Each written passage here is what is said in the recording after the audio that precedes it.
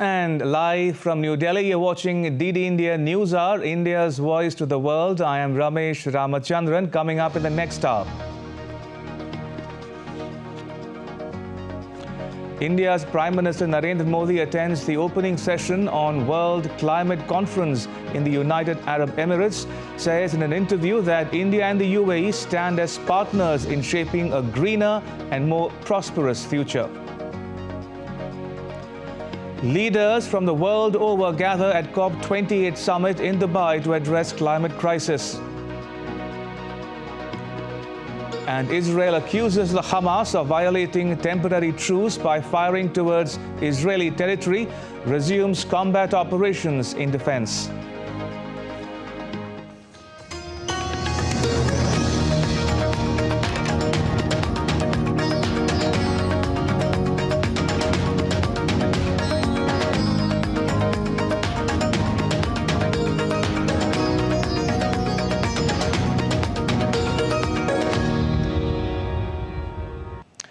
India's Prime Minister Narendra Modi has arrived for the World Climate Action Summit at Dubai in the UAE.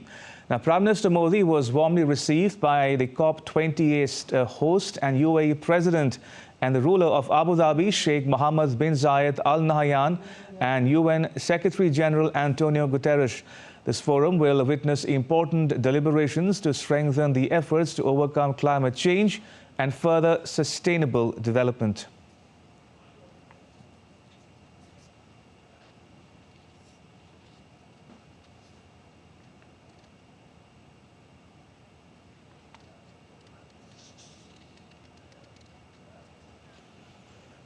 Right, so these are the visuals coming to you from the venue of COP28 in Dubai. Earlier, in an interview to a UAE-based newspaper, the Al Etihad, Prime Minister Modi highlighted some of the steps taken by India to tackle the climate change. The Prime Minister said India and the UAE stand as partners in shaping a greener and more prosperous future. India and the UAE enduring relations provide support to the International Solar Alliance's Global Solar Facility. India and the UAE have emerged as leaders in global renewable energy efforts. Climate action must be based on equity, climate justice, shared obligations and shared capacities. We must ensure that development priorities of the Global South are not compromised. Enduring relationship is founded on multiple pillars. The dynamism of the ties is expressed by comprehensive strategic partnership. Cooperation between two countries spans entire energy spectrum with a strong focus on sustainability. India's mission Lifestyle for Environment is an initiative to motivate the world. And during India's G20 presidency, India ensured that particular attention was paid to climate change. At COP26, for instance, India presented Panchamrit, 5 ambitious commitments of India. On the second day of the COP28 summit, several world leaders, including the UAE's President Sheikh Mohammed bin Zayed Al Nahyan, UN Secretary General Antonio Guterres, among others, arrived for the Leaders' Summit. Now, a key task for the summit will be the global stocktake and assessment of countries' progress in meeting the Paris Agreement goal of limiting global warming to well below 2 degrees Celsius. The Climate Forum formally started on Thursday, which saw delegates adopting a new fund to help the poorer countries cope with costly climate disasters.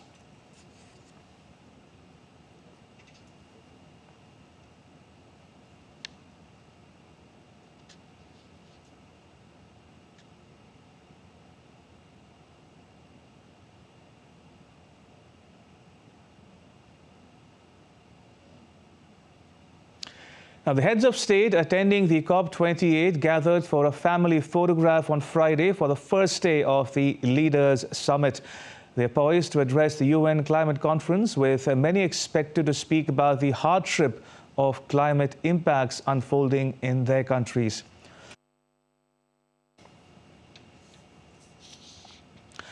Now, Prime Minister Narendra Modi of India will also attend the Green Credit Program at the COP28 Climate Conference in Dubai today.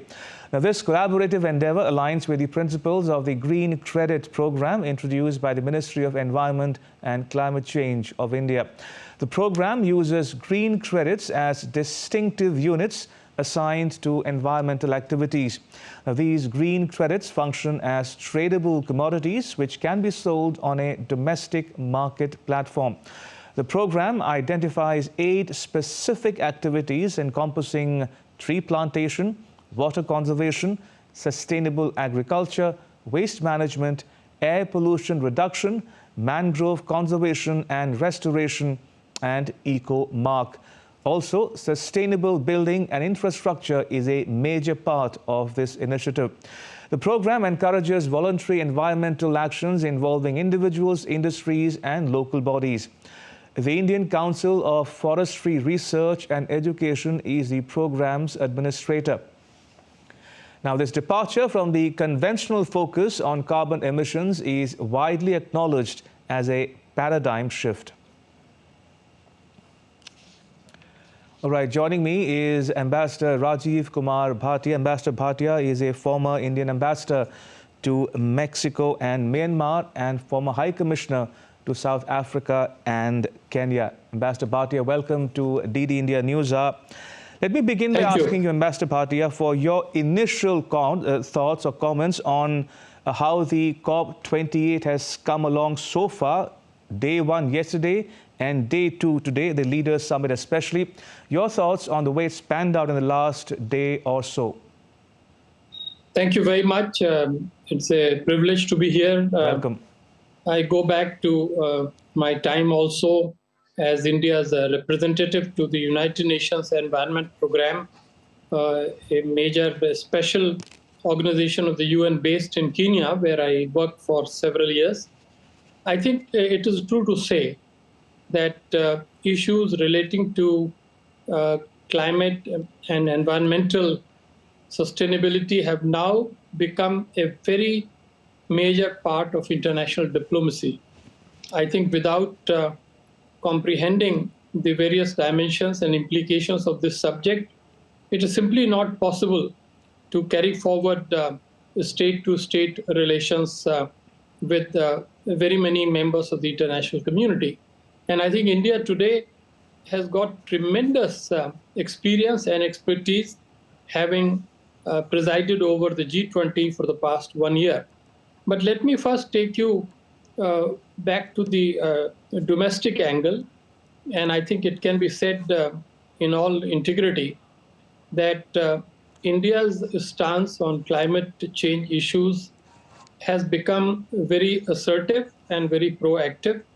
It is a stance which is imbued by deep ideation. I think we have seen in the past two COPs where Prime Minister took part, major initiatives were announced. Right. And therefore, there is a built-up expectation that when he speaks at the conference, there would be some important new ideas as well. So this is an important conference. This is a major interaction at the level of the world leaders, and we should be looking forward to some tangible outcomes soon. Indeed. Ambassador Bhatia, looking back at the events of day 1, to begin with, some good news coming out of Dubai that there's been some progress on setting up of the loss and damage fund. How sanguine are you that the nitty-gritties, the details will be thrashed out going forward so that countries around the world, including the developing ones or the small island states in particular, can draw succor from the fact that they have enough resources at their disposal to tackle climate change? Well, I think, we have to be optimistic. And it is an optimism which should be based on a dose of realism. Absolutely. I think this fund that was announced actually last year, it had raised a lot of hopes. Then somehow the governments allowed a whole year to pass before they came to the conclusion that operationalizing the fund is the next major stage they must reach even before the conference begins. So right on the day 1, as you rightly said, the decision to operationalize the fund has been announced. I think we are all studying the significant implications of this. Certain figures have been announced, and I think details have to be worked out and studied as to how this fund can be put to use, especially for the more needy and more vulnerable countries. Indeed. But I would say it is a good, positive development, and I hope that the concerned governments will focus on its implementation soon. Indeed. Just to go back to what the Prime Minister of India said in an interview to a local publication, Ambassador Bhatia, just to draw reference of our viewers to the operative part there, he says that we must ensure that development priorities of the global south are not compromised, number one. And number two, climate action must be based on equity, climate justice, shared obligations, and shared capacities. In that context, how do you view India's emphasis or focus specifically on the issue of climate financing? I would say that those of us watching India's climate diplomacy have every reason to be happy and satisfied over these 2 points that the Honorable Prime Minister has made in this interview. I think, first of all, when he now speaks, he not merely speaks as a popular Prime Minister of India, but he's also speaking as the voice, the representative, and a major leader of the global south. Indeed. I think G20 has given that kind of majesty to the office of the Indian Prime Minister, that when he speaks on these subjects, he's seen as speaking not merely for India, but for the whole world of developing countries. On the second point, inclusivity and justice, I think this has been very much a signature element of India's domestic socio-economic policies. And this is now getting more and more translated or transformed into the external diplomacy as well. And I think this is receiving a very positive feedback, as we saw from the 2 Global South summits, or the Voice of the Global South summits India hosted in January and in November. So it is, I would say, in short, the logical culmination of what India has been doing, particularly in the year that is about to end in December. And also, Ambassador Bhatia, since you referred to India emerging as the voice of the global south, the credibility of India's voice also stems from the fact that India has had a stellar, impeccable track record on the issue of climate action. Take, for instance, the International Solar Alliance, the ISA. Then we have the CDRI, the International Biofuels Alliance now, and Mission Life as well. So looking at India's track record, you think it'll add more ballast, more credibility to the voice of India in COP28 in particular? Yes, indeed. I think we can say that the world now recognizes that India just does not talk, it actually walks that talk. India has more than anything else, the elements that you mentioned are very important.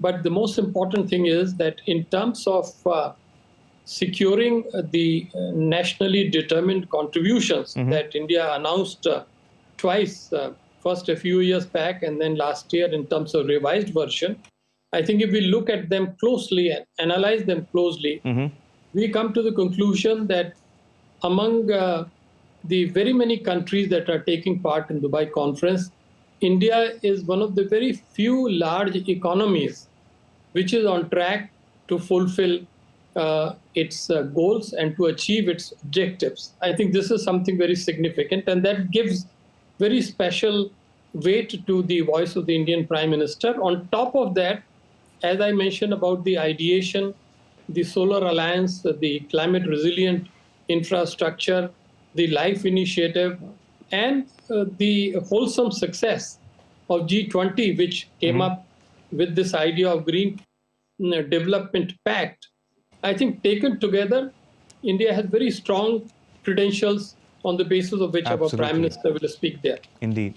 All right, we leave it at that. Ambassador Bhatia, thank you once again for joining us and sharing your thoughts with our viewers at home and abroad. Thank you for your time. Much appreciated. And still to come on DD India News Hour. Indian Navy Chief says the Navy is keeping an eye on activities in the Indian Ocean region.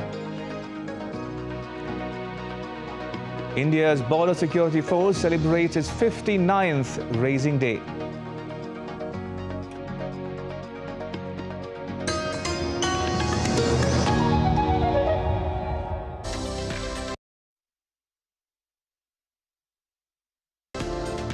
COP28 begins in Dubai. India's Prime Minister Narendra Modi at COP28. DD India reports from Ground Zero. Watch live and exclusive details, news views and analysis only on DD India.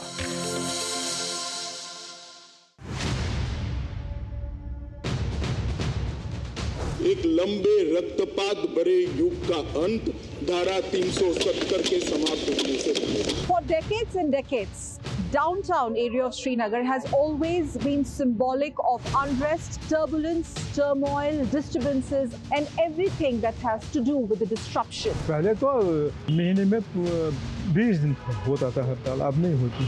I'm right now standing in the middle of the Jama Masjid market, and this is how weekday here looks like. दिन को होगा 1-2 crore turnover है, बिल्कुल cash turnover. बंद क्या बंद? ये दुकान हालात तो बिल्कुल ठीक है, बिल्कुल ठीक है, कुछ नहीं होता है। कश्मीर तो बेनजीर है, हीरा है, दंगा फसाद तो नहीं है। The making of the Naya Kashmir or New Kashmir.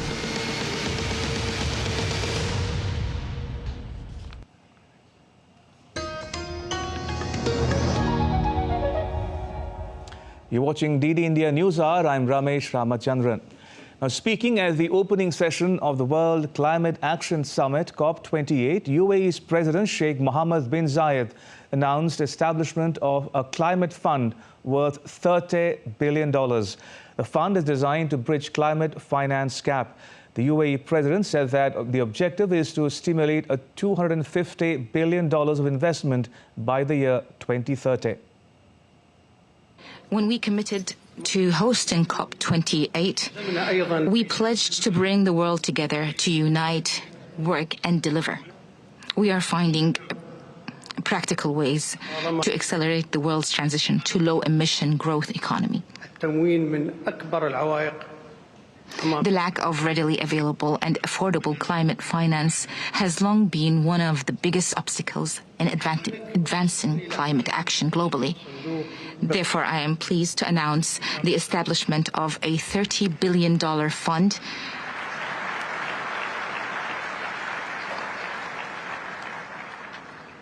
Once again, I am pleased to announce the establishment of a $30 billion fund for global climate solutions. UN Secretary General Antonio Guterres said that the burning of fossil fuels must be stopped outright, and a reduction or abatement in their use would not be enough to stop global warming. He urged governments to regulate and legislate price on carbon and adopting windfall tax on profits. We cannot save a burning planet via fire holes of fossil fuels. We must accelerate a just, equitable transition to renewables. The science is clear. The 1.5-degree limit is only possible if we ultimately stop burning all fossil fuels. Not reduce, not abate, phase out with a clear time frame aligned with 1.5 degrees. And my colleague Tapas Bhattacharya now joins for more on this developing story from Dubai, from the venue of the COP28. Tapas, day one was productive in that there was a consensus or some forward movement on the issue of the loss and damage fund. But what about how is day two shaping up? Day 2 looks really good, Ramesh, as already UAE President Sheikh Mohammed bin Zayed has announced the establishment of the climate fund of almost $30 billion. That's a huge, start. And the simple reason we believe that once the COP28 gets over, the UAE declaration will find a special mention about having a climate fund where not just billions but trillions of dollars will be put in place. It is very much required. And what I can tell you is that there will be a major discussion going on whether, the loss and damage fund aside, keeping that part aside, we believe that a special fund will be created, the one that already President of UAE has already announced. We believe that it will amount to not just in billion, but it will go to almost trillions of dollars. And that's exactly what is required currently if we have to comply by the 1.5 degrees Celsius of a Paris Climate Agreement benchmark. So if that is something that we need to do, then we have to cut down the emission. We have to pour in the finances to uplift the global south. And what better way than Prime Minister Narendra Modi, who is here in COP28, providing a leadership and a voice to the COP28 global south. Also, Tapas, we saw Prime Minister Modi lay out his agenda, as it were, in an interview to a local publication in which he outlined India's agenda or India's key focus areas at COP28 this year. What should one expect from his addresses later in the day as we go forward? The two side events, one on the Green Credits Initiative and another on IT. Right. So the first is the green credit program, which actually comes from India's own green budget program, which was notified earlier a month back, where India's ministry, Environment, Forest and Climate Change, has actually notified this. It's almost more than 3,700 crores of money has been put in that. So this has been taken up in a large scale, in an international scale, where it will be collaborated with other countries, and they will be joining hands and providing a green carbon. It's almost green credit. It's almost like a carbon credit system, but it will be much more inclusive, and it will have a major impact. It's expected to be on the same lines as that of the Panchamrit of the Prime Minister Narendra Modi's mission life that he has already given. Sustainable living is what he has envisioned in his approach, and that's something that will be quite evident in this particular program that will come up. And the lead IT is also something where the private and the public companies will come forward to work in a sustainable manner. Remember, a lot of companies are working and still haven't taken up the point of sustainable development. So it will be, and remember, India and Sweden has been working on this, so it will be again taken to a global level, and then the private and the public companies will be encouraged to go full throttle in a more sustainable manner in their approach. And it is quite possible. We spoke to some of the industry leaders, and they said that it is high time that industry come together, and in fact the industry has been at the forefront of this climate change, climate justice campaign for a long period of time. Just to give you a perspective, an example, cement industry is one of the largest emission in the world, but what we can tell you is that India's cement industry leaders are working in a technology through which the emission will be cut down half, and the profit margin will also not go down. So this is the true example of sustainable development, and that's something that the Prime Minister Modi has been talking about, and that's something that in lead IT that will come across quite evidently. Ramesh. All right, Tapas, thank you. That was my colleague Tapas Bhattacharya reporting from Dubai. All right, moving on, delegates at COP28 received a sweet surprise upon entering the hall: complimentary chocolates with a crucial message. The wrappers had a message for them. It encourages them to collaborate in achieving the 1.5 degree Celsius target. The proceeds from purchasing these chocolates in Europe will contribute to planting more trees worldwide. Tapas Bhattacharya has more. In COP28, people are making a statement through chocolate. Yes, they are giving chocolate, but they are also making a statement through these things that are written here. I will get to you more information. Sir, it's written store at max 1.5. What is that? So 1.5 degrees is the goal of the Paris Climate Accord, and we really want to keep the 1.5 degrees maximum of weather change. And it's also written 1.2 degrees and 420 ppm. And what's the significance of that? Yes, so we are already at 1.2 degrees, so there's not much left to 1.5. So we have to act like really fast and cut down emissions. So I want to know, you guys are giving chocolates here for free. What's the message that you guys are giving? Why giving these chocolates to the delegates here? Yes, there were at one time like 6 trillion trees. Now there are 3 trillion trees. So we have to restore forests around the world because they suck CO2 from the atmosphere. It's not the solution, but it will give us more time to reduce emissions and then fight climate change together. And there is also a statement that is there. What is that statement, you guys? What is the whole thing here inside this wrapper? Yes, so this is the statement we have to delegates. It basically says that we need to restore the forests around the world and that we have to act really fast to fight the climate crisis. So you see, these are the manner in which chocolates is bringing a major change in COP28. The delegates are getting these chocolates for free, but this is how they are making a statement in the world: plant more trees and stop cutting trees. And that's the only way you can restore carbon emission in the environment. With camera person Jashinger, this is Tapush Bhattacharya for DD India from Dubai. In other news, India will host the 8th edition of the Global Technology Summit in New Delhi from the 4th to the 6th of December. The theme of this year's summit is Geopolitics of Technology. The Global Technology Summit is India's flagship event on geotechnology. The GTS 2023 will feature around 100 speakers and thousands of participants, including policymakers, industry experts, academics, technocrats and innovators from India and around the world. Besides India, ministers and senior government officials from several countries, including the US, the UK, Germany, Singapore, Sierra Leone, Sri Lanka, Kenya, Lithuania, Brazil and the European Union will also take part in the summit. Now, the summit will also see participation from students and young professionals from India and the South Asian region as well. The summit will discuss the impact of emerging technologies on geopolitics and policy issues. The impact of critical technologies on cross-cutting policy issues related to digital public infrastructure, export controls, data protection and national security will also be discussed in the summit. Ahead of annual Navy Day scheduled to be held on the 4th of December, the Indian Navy Chief addressed a press conference in New Delhi.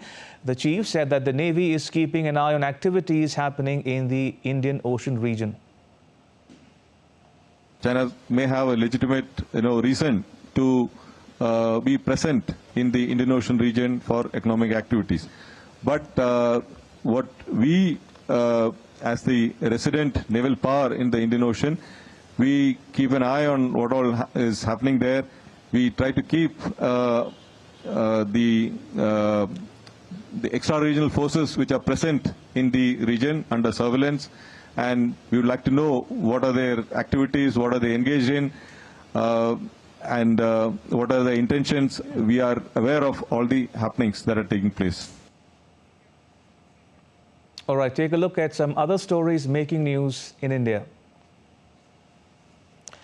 India's President Draupadi Murmu presented the President's Colour known as Rashtrapati Ka Nishan to the Armed Forces Medical College in Pune.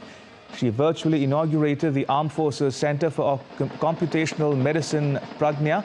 Now, President's Colour is the highest honour to be bestowed upon any military unit. India's Border Security Force is celebrating its 59th Raising Day on 1st December. This year, the force will complete 58 years since its establishment in the year 1965. India's Home Minister Amit Shah attended the 59th BSF Raising Day parade that was held in the central Indian state of Jharkhand.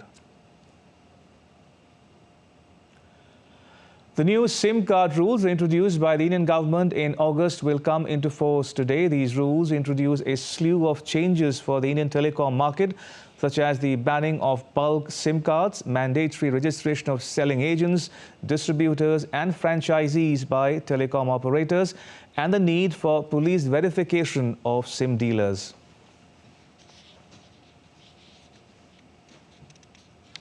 And still to come on DD India News Hour. North Korea's leader Kim Jong-un visits Air Force headquarters as he calls for military preparedness to respond to any provocation by enemies. And Israel reiterates that it will destroy the Hamas as truce between the two comes to an end.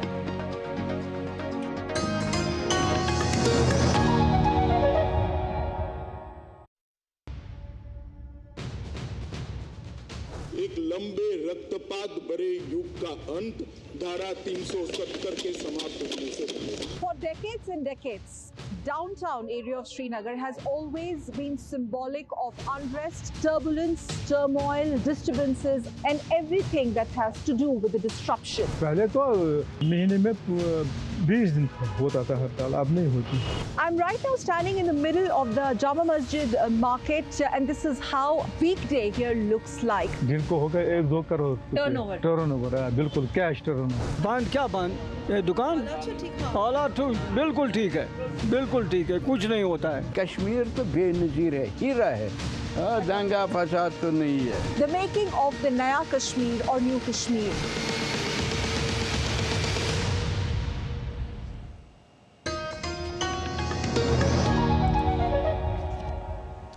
You're watching DD India News Hour. I'm Ramesh Ramachandran. A quick recap of the headlines.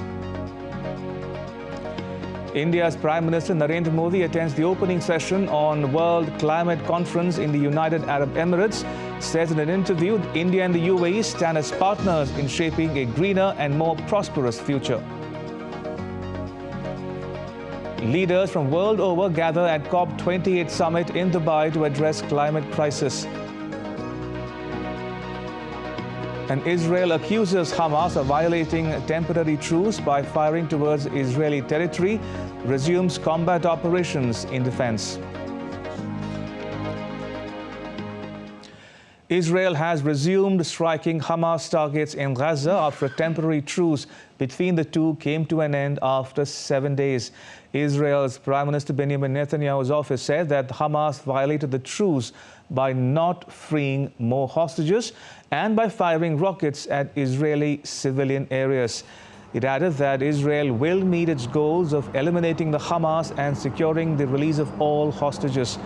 Sirens warning of incoming rockets were sounded in Israeli areas near Gaza just minutes before the truce expired. The ceasefire, which began on 24th November, was extended twice. It allowed for the release of dozens of hostages held by Hamas in exchange for hundreds of Palestinian prisoners.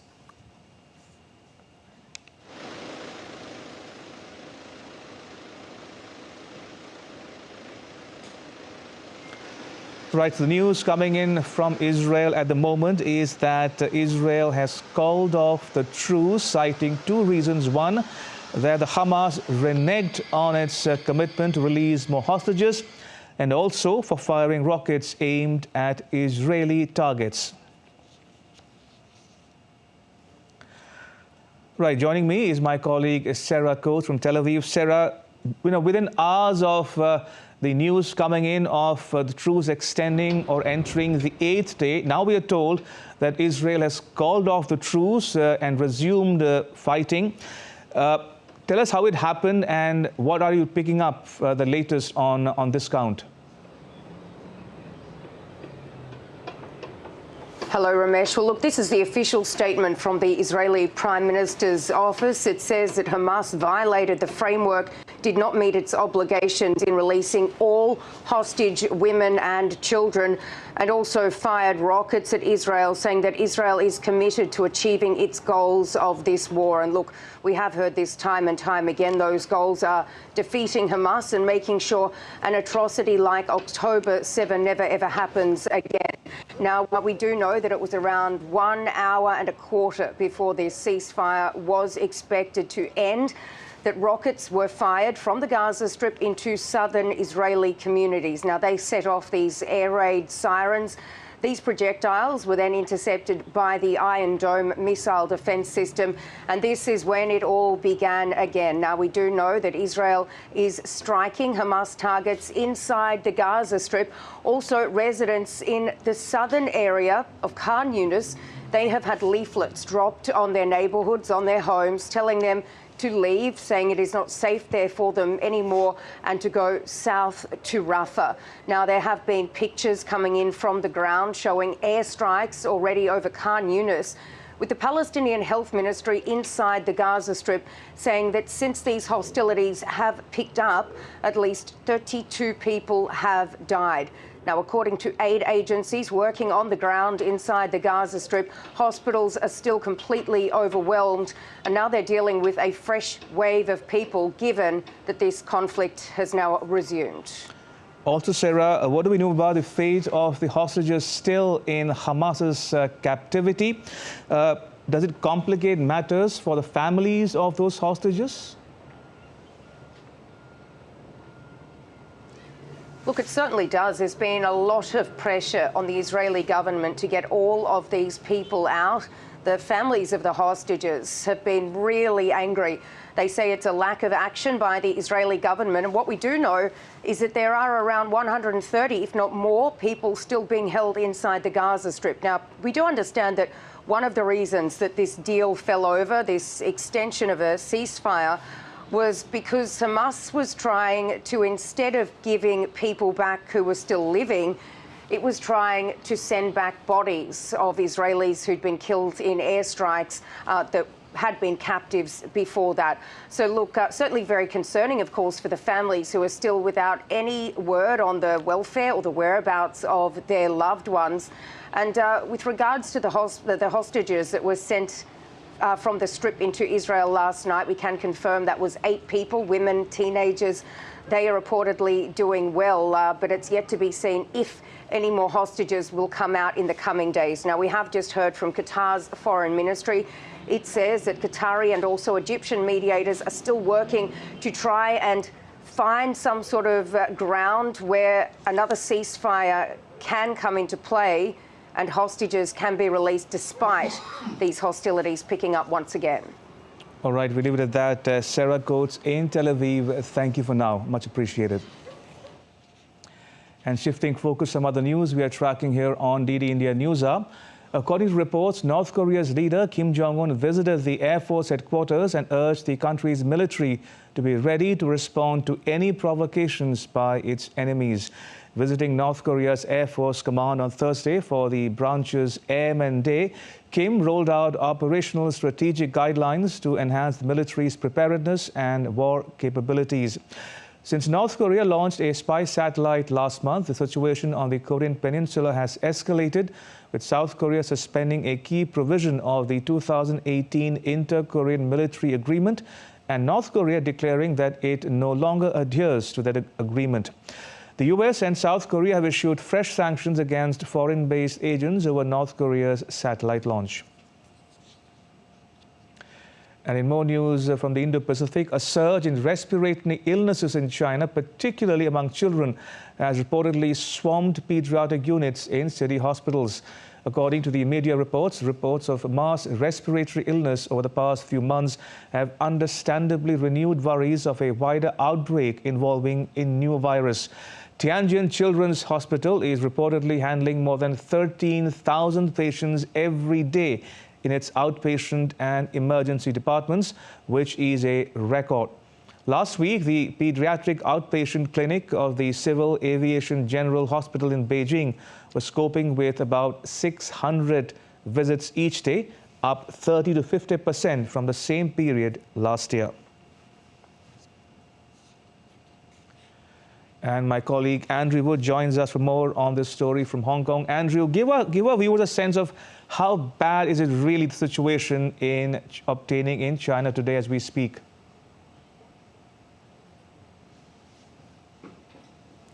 It's difficult to assess in some ways because we're getting episodic and anecdotes and not getting a countrywide picture yet, I think, from the authorities.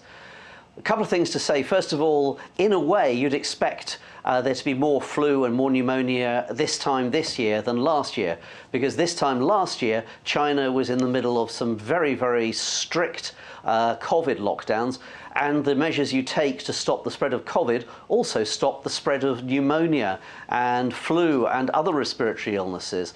And so there was an expectation that there might be a bounce back this winter in China. That said, there does seem to be a surprising rise in the pneumonia in children caused by Mycoplasma bacteria. That has puzzled some doctors, and there's questions being asked about whether the Mycoplasma bacteria, whether there are strains now in China that have become resistant to antibiotics. And that would be a broader worry around the world if there's the spread of bacteria that has become resistant to antibiotics, especially the antibiotics used on children below the age of 8. The other way of looking at it is that this is just a bad year and that you do get outbreaks from time to time. But of course, everybody is so sensitive about China because remember, in the early days of COVID, China was not very forthcoming with information. It seemed to cover things up. So there's that suspicion that even if the outbreak is under control, like the Chinese authorities say, there might be more to it. Indeed. And also, Andrew, it was the COVID-19 virus then, and now it's a bacteria. What do we know about this new strain that's causing so much worry in China and around the world? And what can possibly China and the world do together to contain its spread? Because the WHO, for one, has voiced some concern over the outbreak in China.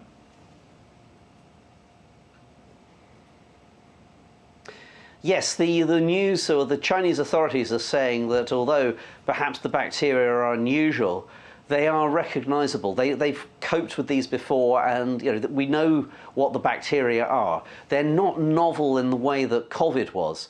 It showed up more or less from nowhere, and the point was there that doctors didn't know, they could only treat the symptoms.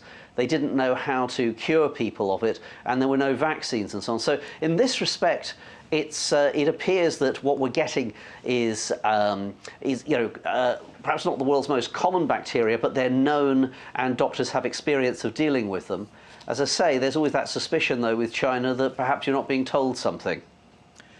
Indeed. Andrew Wood in Hong Kong, thank you once again for sharing your inputs with our viewers. Appreciate it.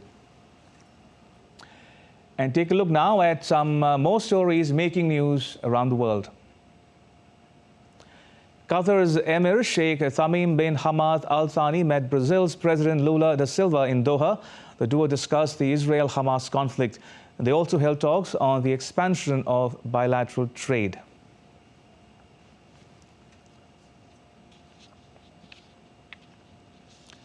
Scuffles broke out inside a Mexican regional assembly as supporters of the ruling party tried to disrupt the session. A dusty smoke-like substance was released to disperse the crowd amid an argument between lawmakers. U.S. President Joe Biden and First Lady Jill attended the 100th annual National Christmas Tree Lighting Ceremony in Washington, D.C.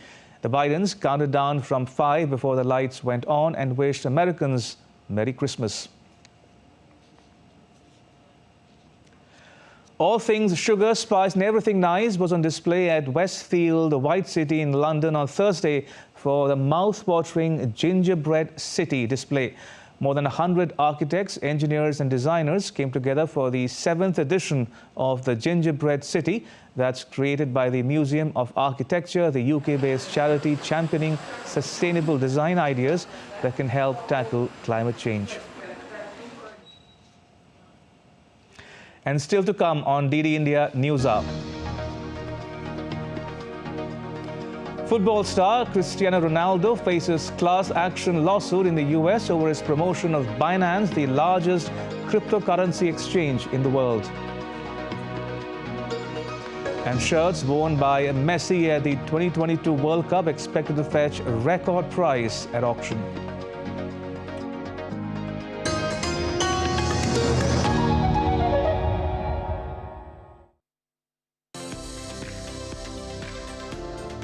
COP28 begins in Dubai. India's Prime Minister Narendra Modi at COP28. DD India reports from Ground Zero. Watch live and exclusive details, news views and analysis only on DD India.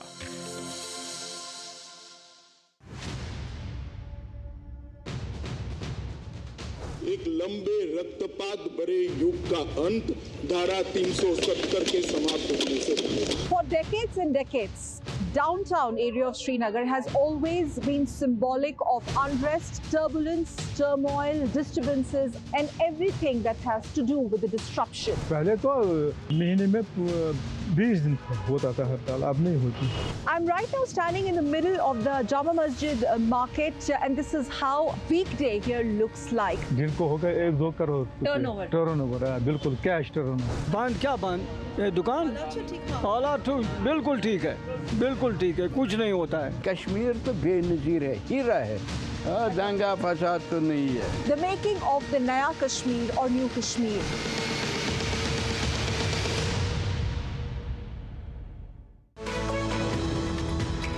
We just don't bring you the news as it unfolds. We get to the heart of the matter. We don't just present facts. We demystify complex social, political and economic events. We break stories that shape the world's present and future because you deserve the truth. I am Tanvi Taneja from New Delhi. I'm Ollie Barrett from London. I'm Nick Harper from Washington, D.C.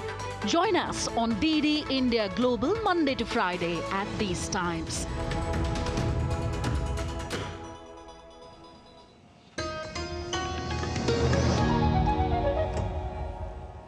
You're watching DD India News Hour. I'm Ramesh Ramachandran. The third India Debt Capital Market Summit 2023 is being held in Mumbai. India's Commerce Minister Piyush Goyal virtually addressed the inaugural session. He said a resilient debt capital market will be a catalyst for innovation, entrepreneurship and infrastructure development in India. A resilient debt capital market will be the catalyst for innovation, entrepreneurship and infrastructure development. We can see that 4 elements will help us drive this in the years to come. Massive urbanization, expected to be 50% by 2050, and our Tier 2 cities also growing to become metropolitan cities. Rural areas, incomes rising, so that spending is across the country. Futuristic sectors like AI, semiconductors, electric vehicles, powering our future. Third, green and sustainable energy being the way forward, and the capital markets and debt markets playing their role in our energy transition to a low-carbon economy. And fourth, invest without the fear of missing out. US tech giant Meta says it has removed nearly 4,800 fake accounts that were part of a China-based influence campaign. Meta says these accounts were aimed at spreading polarizing content about US politics ahead of the upcoming presidential election.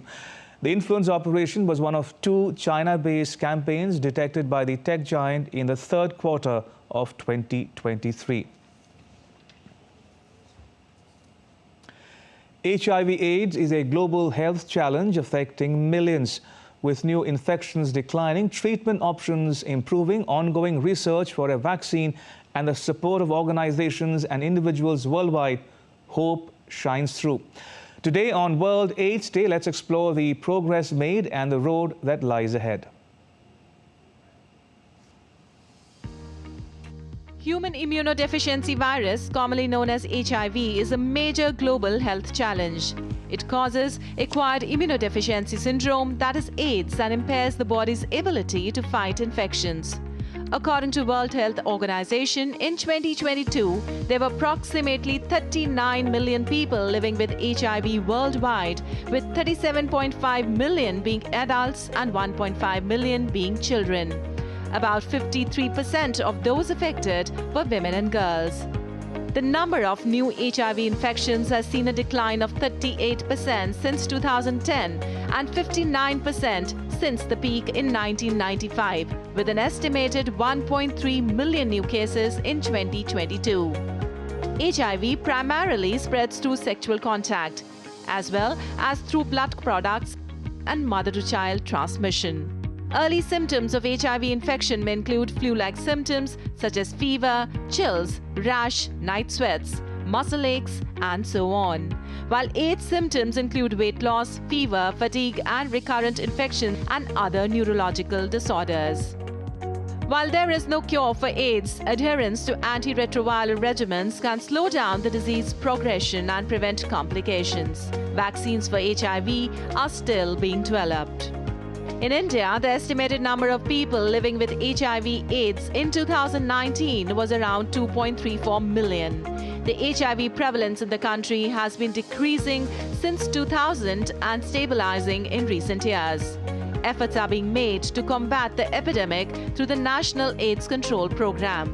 Although challenges persist, progress has been made in reducing stigma and promoting safer behaviors. With continued support, education, and access to treatment and prevention methods, we can strive towards a future where HIV/AIDS is effectively managed and the number of people affected is minimized. Sujata Lochab, DD India. And now to all the news from the world of sport. 6 shirts worn by Argentina's soccer star Lionel Messi during the 2022 World Cup are expected to fetch $10 million, becoming the most valuable collection of sports memorabilia. The bidding will be open on 14th December. The set includes 2 shirts that Messi wore during the group stage, while the other 4 were worn during the round of 16, quarterfinals, semi-finals, and his crowning moment in the final against France. Considered by many as the greatest soccer player of all time, the crown jewel in Messi's decorated resume was the 2022 World Cup victory in Qatar. He scored 7 goals and made 3 assists to lead Argentina to the World Cup victory. Another football star, Cristiano Ronaldo, is facing a class action lawsuit in the US over his promotion of Binance, the largest cryptocurrency exchange in the world. The lawsuit, filed in federal court in the Southern District of Florida Monday, alleges that Ronaldo's promotion of Binance was deceptive and unlawful. The company's partnership with high-profile figures like Ronaldo, the plaintiffs claim, led them into costly and unsafe investments. The lawsuit read, and I quote, "Binance's partnership with celebrities like Ronaldo was clearly designed to use the positive reputation associated with specific celebrities to convince consumers that Binance was a safe place to buy and sell cryptocurrency," unquote. In November 2022, Binance announced its first CR7 collection of non-fungible tokens, or NFTs, in partnership with Ronaldo, which the footballer said would reward fans for all the years of support. In cricket, India and Australia to lock horns today in the 4th T20I of the 5-match series at the Shahid Veer Narayan Singh International Stadium in Raipur. The match will start at 7 p.m. local time. Shreyas Iyer returns as India look to seal the series in the 4th T20I against Australia in Raipur. India is 2-1 up in the 5-match series. The Board of Control for Cricket in India has announced India's squad for the month-long tour of South Africa on Thursday.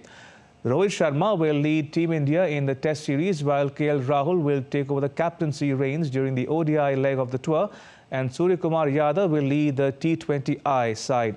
Hardik Pandya, who led India in 11 T20Is in 2023, is nursing an ankle injury he picked up in the recently concluded ODI World Cup. Sanju Samson has been picked for the ODI team. Rajat Patidar, who recovered from injury, finds a place in the Indian ODI as well. Rohit Sharma, Virat Kohli and pacer Jasprit Bumrah have been rested for the white ball series. There's no place for Ajinkya Rahane or Cheteshwar Pujara. Bumrah has been named vice-captain for the Test series. Pacers Mukesh Kumar and Prasidh Krishna find a place in the 5-day format. India is all set to play a 3-match T20I and ODI series along with 2-match Test series as part of their WTC cycle. And with that, it's a wrap on this edition of DD India News. Let us know your thoughts on the news of the day. You can connect with us on Facebook, X, and Instagram. You can also check out our website, ddindia.co.in. We'll be back with more news as it breaks here on DD India. I am Ramesh Ramachandran. From all of us here in New Delhi, thanks for watching DD India News Hour.